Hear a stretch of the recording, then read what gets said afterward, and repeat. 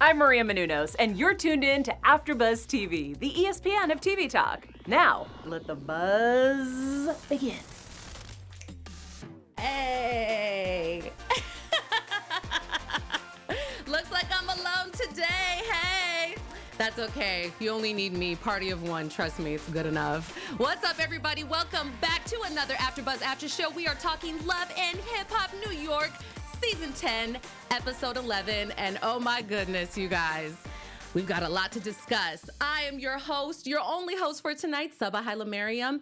Let's get into it, you guys. All right, so Kimbella and Yandy are still going at it. Like, seriously, I don't know how much more I can take of these two. So pretty much the episode kicks off with the ladies from the slumber party. So this was actually during the last episode.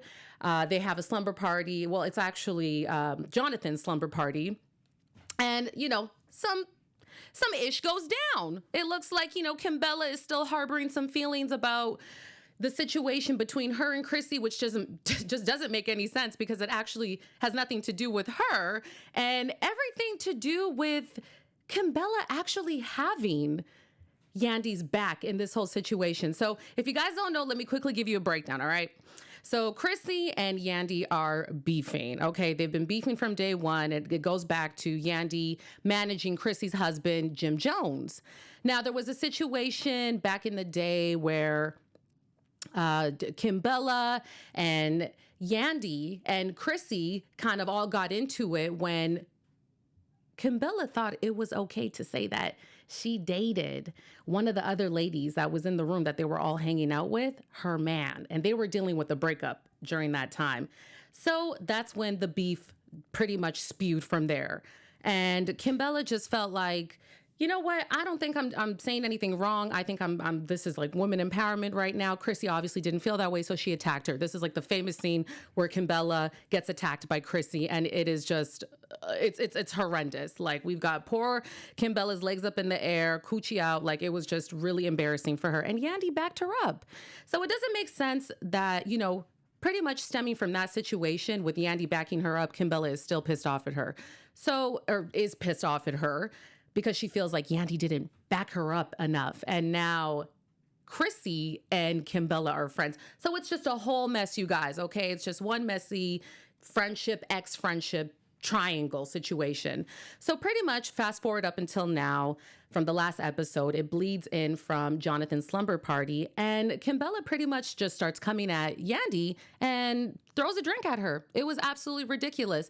And so they pretty much keep that situation continuing on from there, where Yandy just feels like, you know what, like, I don't have to put up with this, and I'm out, and she leaves, which I totally respect her for it.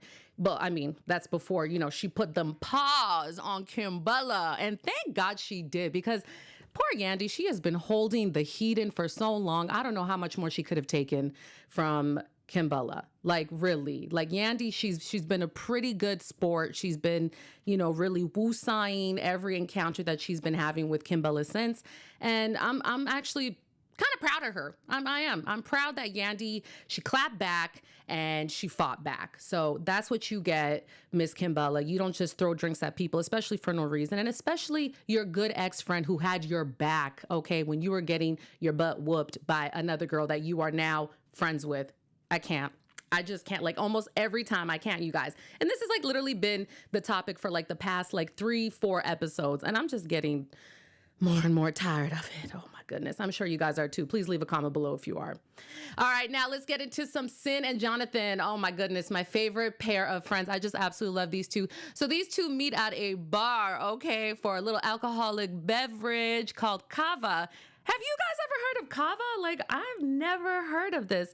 So check this out. It's actually a root from the South Pacific, okay?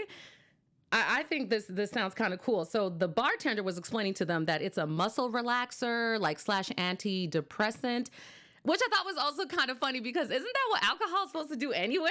Just be a muscle relaxer / antidepressant? I don't know. You tell me. But either way, I would love to try this drink called kava. It sounds really good. But pretty much during their encounter, Sin expresses to Jonathan that, you know, she tried to chat with Joe about a month ago, in which we all saw that in one of the previous episodes. But this is the encounter that did not go right. Okay. It went like all the way left. And pretty much Joe just, he had to take that verbal beating from Sin, and she just blew up. She felt like he wasn't listening. She walked away, and that was that. But now Sin is saying that Joe is making a kind of a nice little come around, So he's, coming back, around and saying, nice things to Sin and being really mature and communicative and just being an all out polite gentleman. Well, isn't that convenient, Joe? Okay. It's not that hard to send a nice text message or make a simple phone call to check in on somebody, especially your baby mother / ex-fiance, current fiance. I really don't get those two, and it was really weird during this encounter with Sin and Jonathan because, you can just, it's so evident. It's so evident that Sin is just so in love with Joe and is so much more hung up on him than I think he is on her. Now, I'm not denying that Joe doesn't love Sin and doesn't want, things to work out between the two of them eventually one day down the road. Obviously not anytime soon, or else it would have happened. But I just get this feeling that Sin is just, she's ready to make it work. Like right now, she doesn't want to wait.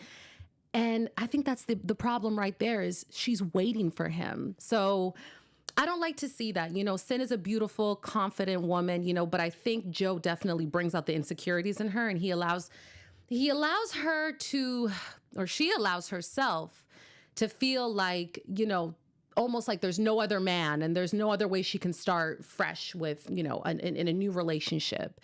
So, I mean, good luck to them, to be completely honest. But girl, if Joe keeps on making you wait, you need to go, okay? Go from Joe. Was not trying to rhyme. Just happens naturally. Anyways, thank you, girl. That's my girl, J-Lo. So now let's get into some Samaya, Sin, and Kimbella. Okay, so these three ladies ended up having a little spa date. And what was so annoying about their spa date was, of course, Kimbella just could not wait to just spill the tea to Chrissy. Like, oh my gosh, I went to Jonathan's slumber party and Yandy, she started a fight with me and she was telling me that I deserve to get my butt whooped by you, Chrissy. Like, yeah, you did. You did deserve to get your butt whooped by her because you are now friends with her. Okay, that's what Yandy was saying. But of course, Kimbella wants to twist and manipulate. And I don't know, there's just something about her that screams, I'm sucking up to Chrissy. Like, Chrissy, please like me, please. Like, I want to score brownie points with you. I don't know. It's just really like sad to see. Like, it's just, I don't know. I'm just always just a little bit embarrassed for Kimbella. Every time I see her in a room with Chrissy, because it's like, girl, that should be your enemy. Okay. Like that should be like the number one person that you do not mess with. And she is doing everything but that. Okay. She's trying to be buddy with her. And it's funny because not too long ago, Kimbella actually said that her and Chrissy weren't friends. They were, just cool. Like it was just, they're just cordial. But I'm sorry. In this episode, it looks like you are trying your darnest to be Kimbella or to be Chrissy's friend, Kimbella. So anyways, please miss me with that BS. Like I just cannot deal with Kimbella. So what I love about my what I love about my girl Samaya nowadays, because she was also with them during this little spa, retreat that they were having. I just love how peaceful and just cool and calm and collected Samaya is. She's just all about the love and the peace and, just get rid of the negative energy and the hatred in your heart. And she actually invites the ladies to one of her like healthy healing crystal parties, tea parties, I think is what she called it. So like a crystal healing party. So I thought that was super cool. I'm totally in love with Samaya and the woman that she's become. And if you guys don't know Samaya, she used to be on like, I think season 1 and 2, maybe even 3, maybe even 4 of Love and Hip Hop New York. So she was like one of the alumni cast members. And, she was always cool. I never thought she was like dramatic or anything like that. And, just like kind of always looking for an issue. She always seemed like a sweet girl to me. And it's funny because her and Chrissy actually used to have beef back in the day because Samaya was doing music with Jim Jones at the time, or she wanted Jim Jones to feature on her track or something like that. And I think Jim Jones, please don't quote me, I might be wrong, but I think Jim Jones agreed to it, and that pissed off Chrissy. So she, she got all up in her feelings. I'm pretty sure she was jealous.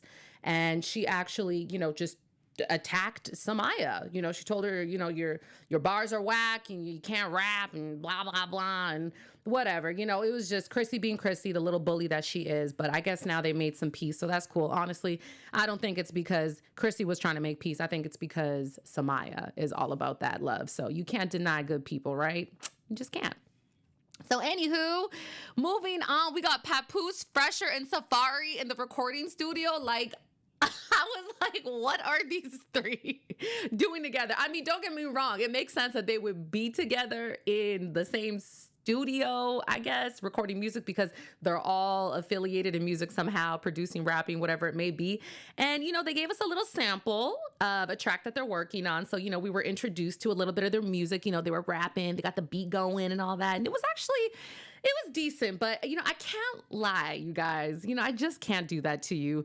The song just sounded very love and hip hop. I don't know if you know what I mean when I say that. Please leave a comment below if you do, okay? But it just, yeah. I think that's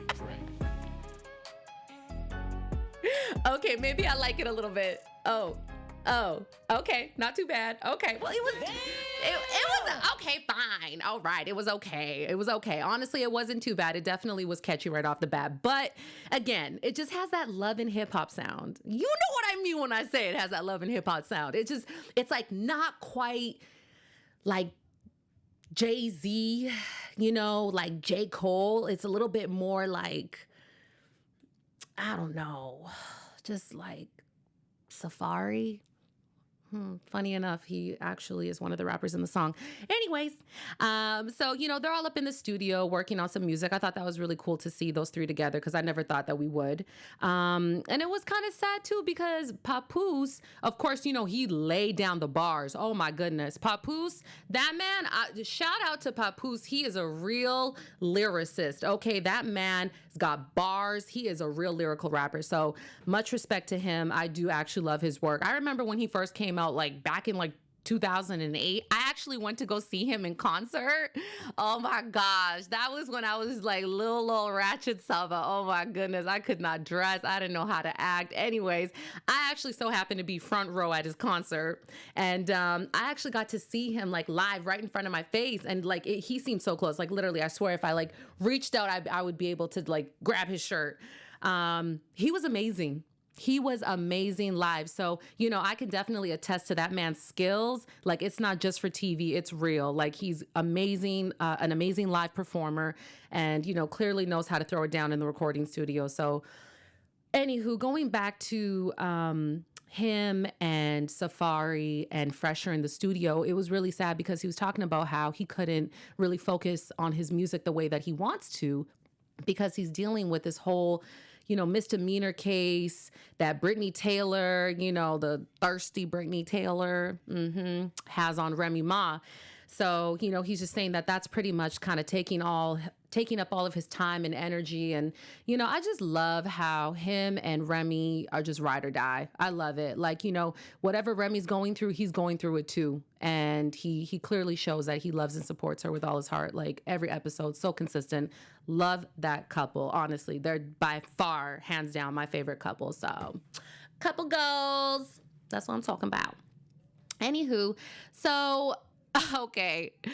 Oh my goodness. All right. So moving on, we got Sin, Erica, and Tahiri. Okay, but first, Sin and Erica, these two meet up, okay, just to pretty much discuss the whole situation with Tahiri and Joe. And in a solo, the solo confessional green screen moment, Erica actually admits to being messy, and which I really appreciated her for that. I was like, that's right, girl. Because you were messy. You were messy for trying to hook up Joe and Tahiri, knowing good and well Sin was trying to, get back with Joe. I don't know how he felt, but, we all know Sin is ever so, yearning and longing to get back with Joe. So good. That was really cool. Thanks, Erica, for, fessing up. But you should have said that to her face. I hate that she did it in like the solo confessional green screen area.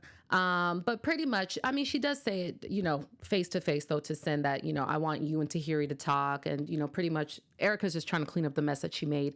And lo and behold, guess who comes strolling in? Tahiri, all types of entitled and defensive. Like pretty much Sin is like, okay, listen, like what's up with you? Why were you tripping the last time we were, in the club together? And Tahiri just dismisses her. It was actually really sad. Like she just straight up is like, listen, I was going through some things and that's that. I don't really care. And what? And Sin's like, okay, you're disrespectful. And pretty much, Tahiri just kind of goes on this rant about how like Joe is always, she's always going to be connected to Joe. They're always going to have a bond. She's the ex, she dated him. So Sin, don't worry, just calm down. Like we're only friends. It's like, that's not what you say to somebody's like current situation / like baby mama. Like have a little bit more sensitivity to Tahiri. But I mean, at the end of the day, it's pretty apparent that Tahiri, she doesn't care. I honestly don't think she really cares. I don't think she cares if Joe and Sin get back together or not. If anything, I think she would be kind of happy if Sin and Joe didn't get back together, Like, it's just kind of like, well, it didn't work out for me and Joe, so if it doesn't work out for you and Joe, I mean, I'm not surprised, and whatever, maybe gives her a chance to get back with Joe, which I think she would be down for that. So it's just like, honestly, I think Sin just needs to like keep it pushing and, try her very best to just kind of have Tahiri out of sight, out of mind. But that's kind of hard when Tahiri shows up at Safaree and Erica Mena's baby shower. Oh my goodness. It's like poor Sin just can't get away from this woman. Okay, so pretty much Tahiri shows up at the baby shower, and it was so epic because Joe and Sin walked in together. So everybody was like, ooh, you guys like back together? But they weren't, they just showed up as friends, I guess. Which is so annoying because I don't know, part of me feels like Joe is like kind of leading Sin on. It's like, why are you doing that to her, Joe? Come on, man. She wants you so bad and wants to get back together with you and just be a nice little happy family. Like, why are you showing up to baby showers out of all events, like together, looking like a couple, but you're not. It's like, okay. I don't know. Anyway, so I love how Joe actually went out of his way and like gave Tahiri like the warmest, like welcome, hug, hello, hi, how are you? And Sin is clearly looking over at him like, really? Really? Like, I'm right here. I'm right here. Like, you're going to do all of that? Like, you can just say hi and keep it pushing. You don't have to be hugging up on her, smiling and getting all giddy. So it's just weird. They're all super, super weird. Anyways, all right. So just to shut it down, we get to pretty much near the end of the episode. Kimbella and Chrissy, they end up going to Samaya's tea party. So this is the healing tea party I was telling you guys about that Samaya now holds. So she's kind of like a healer. She's very spiritual. She's like a healer now, amongst other things. She's like a millionaire as well. And Yandy and Jonathan end up showing up. And oh my goodness, Yandy could not hold it in. That woman couldn't bite her tongue. She pretty much saw Kimbella and was like, okay, I see blood. I just want to rip her face off. Like literally in Yandy's words. And I quote, I just want to rip Kimbella's face off. Like, and I don't blame her. Of course you do. The last encounter that you both had, Kimbella had the audacity to throw a drink at you for not defending her enough from Chrissy, which she came with because this is her new bestie now to Samaya's little, healing tea party. Like, I just can't deal with it. I gotta keep it moving. Anyways, Yandy ends up leaving. I love Yandy. She kept it real. She's like, I can't be here. I'm not going to be fake. I gotta go. So she leaves and she says she'll pray at home. And I loved when she said that. I loved when Yandy said she's going to go home and pray and do her own type of healing. Hallelujah, Yandy. That's what I'm talking about. Keep it classy.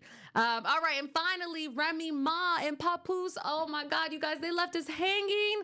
So we end up seeing near the end of the episode, Remy Ma and Papoose are on their way to court to see what the verdict is going to be for Remy Ma's misdemeanor charge from Brittany Taylor.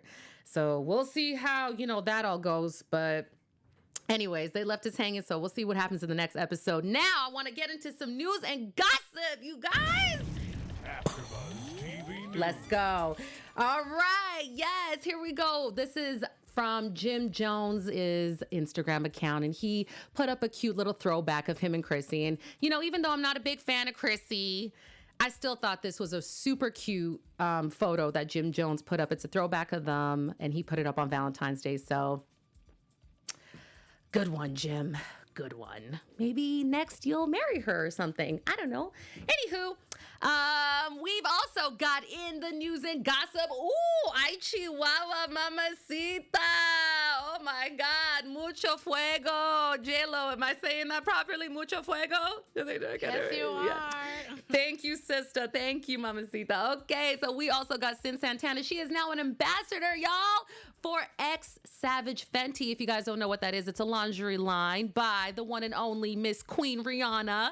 It looks like Sin is now a beautiful ambassador. It looks like she fits the lingerie quite well. It's kind of funny though, because in the comment section there were some people hating on her. Of course, you know, you got to have the haters, right? They were saying that the photo was photoshopped. So I don't know. I don't really see, like, we had one commenter say that her arm looks kind of weird. I don't know. What do you guys think? I mean, it looks kind of normal to me. She is kind of bent up in an awkward position. But anyways, I think she looks just fine. Congratulations, Sin. You are now an ambassador for Rihanna's lingerie line. We love it. All right, you guys, that's all the time I have for tonight. Thank you so much for hanging out with me. I'm Safaree, and you can find me on Instagram at im.safaree. And of course, be sure to like, subscribe, follow all of that good stuff. AfterBuzz TV on YouTube, on Instagram, and on Twitter, you guys. I love y'all. Thank you so much for watching, and we'll see you next time. Mwah. Our founder, Keven Undergaro, and me, Maria Menounos, would like to thank you for tuning in to AfterBuzz TV. Remember, we're not just the first, we're the biggest in the world, and we're the only destination for all your favorite TV shows. Whatever you crave, we've got it. So go to AfterBuzzTV.com and check out our lineup. Buzz you later. The views expressed herein are those of the hosts only and do not necessarily reflect the views of AfterBuzz TV or its owners or principals.